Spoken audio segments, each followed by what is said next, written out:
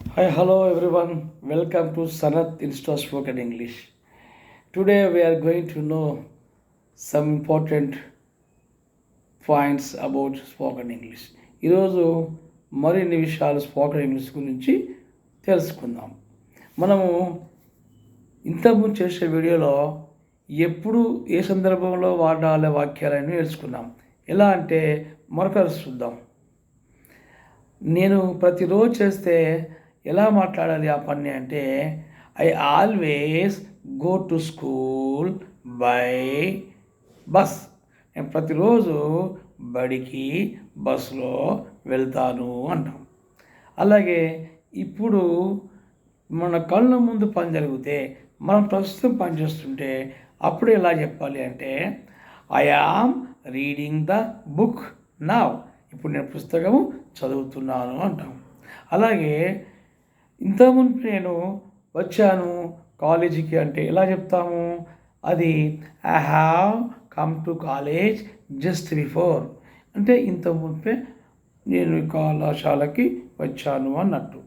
అలాగే ఎప్పుడో పని ప్రారంభించి ఆ పని ఇప్పటికీ కొనసాగుతుంటే అంటే మనం చేస్తున్నట్లయితే ఎలా చెప్తామంటే, I have been waiting for bus since 5 o'clock.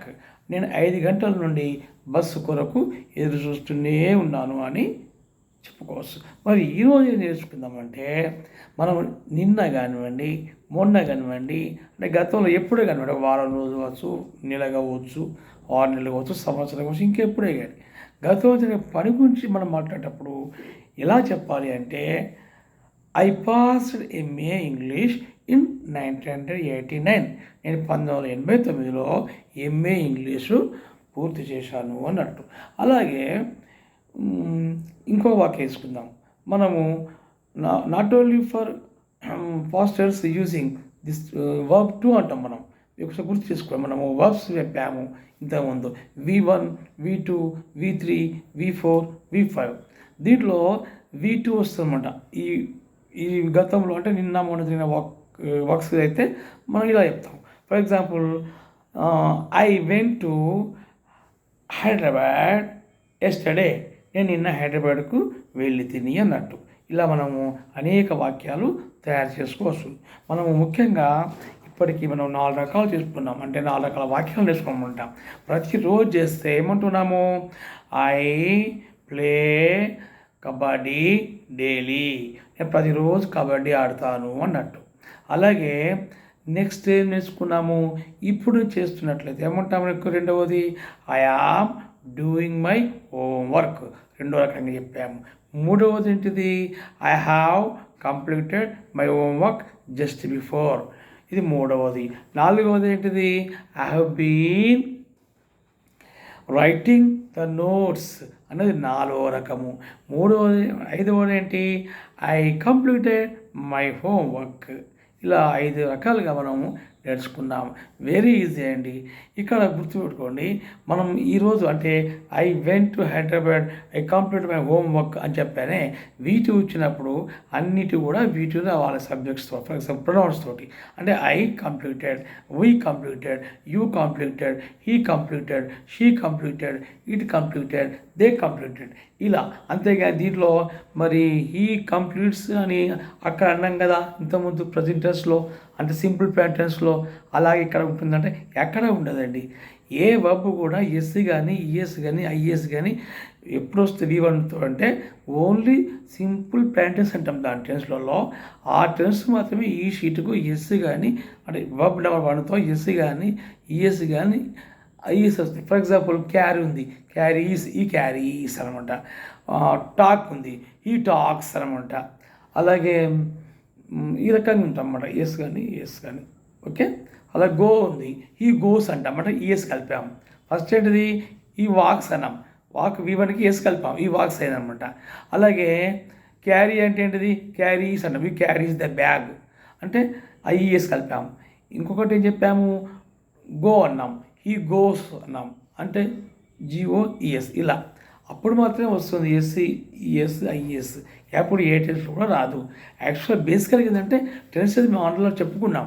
Present tense అని, పాస్ట్ టెన్స్ అని, ఫ్యూచర్ టెన్స్ అని. ప్రతి టెన్స్లో 4 రకాలు ఉంటాయన్నమాట. మొత్తం టోటల్లీ 12 టెన్స్లు అండి. ఈ 12 టెన్స్లలో ప్రధానంగా మనము మొదటి 4 టెన్స్ అంటే ప్రజెంట్ టెన్స్లో 4 సింపుల్ పాస్ట్ టెన్స్. పాస్ట్ టెన్స్లో ఒకటి ఫస్ట్ వన్ నేర్చుకుంటే ఆటోమేటిక్గా అన్నీ మనము మాట్లాడుకోవచ్చండి. ఫర్ ఎగ్జాంపుల్ చెప్తాను, వెరీ ఈజీ మెథడ్. నేను ఏమంటున్నాను, present tense, past tense, future అంటున్నాను. నేను వెళ్తా అంటే ఎప్పటికీ వెళ్తాను, నా అలవాటు అనమాట. ఐ గో అంటాను. ఫర్ ఎగ్జాంపుల్ నేను వెళ్ళాను అన్నా అంటే ఐ వెంట్ అనమాట, వెళ్ళిపోయినా. నెక్స్ట్ నేను వెళ్తాను అంటున్నాను ఫ్యూచర్లో, I shall go. Very simple అండి. అదే బాబు వచ్చాం. ఐ గో అన్నాను, ఐ వెంట్ అన్నాను, ఐ షెల్ గో అన్నాను. నేను వెళ్తాను, వెళ్ళగలను. ఇలా మనం ఒక్కొక్క వర్బ్ను మనం ఏదైతే అవసరం ఉన్నదో ఆ వర్బ్ను మన సబ్జెక్టుగా యాడ్ చేసి మాట్లాడితే స్పోకెన్ ఇంగ్లీష్ మనకు వచ్చేసినట్లే, నో ప్రాబ్లం ఎట్ ఆల్. తర్వాత నెక్స్ట్ మనం అంటే క్వశ్చనింగ్ ఎట్లా చేయాలి, ప్రశ్నలు ఎలా తయారు చేయాలి. ప్రశ్నలు లేకపోతే మనకు జవాబు రాదు కదా.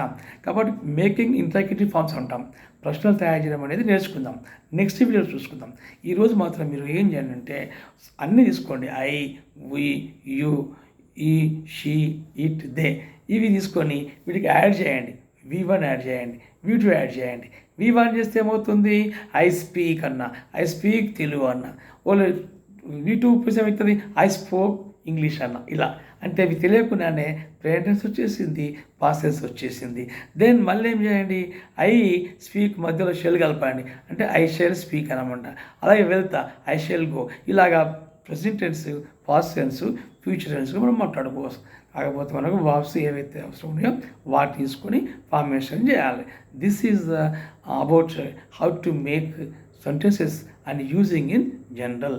మనం రోజు మాట్లాడవచ్చు ఇలాంటి వర్డ్స్ ఉపయోగించుకొని ప్రతి ఒక్కరితోటి కన్వర్జేషన్ చేసుకొని మన స్కిల్స్ డెవలప్ చేసుకోవచ్చు. అని ఏమి లేదండి, కమ్యూనికేషన్ స్కిల్స్ అనేది అంటే sharing your ideas and feelings with others, అంతే. అది స్పష్టంగా ఉండాలి, సూటిగా ఉండాలి, మంచి భావన కలిగి ఉండాలి. ఇది అంతే కదా.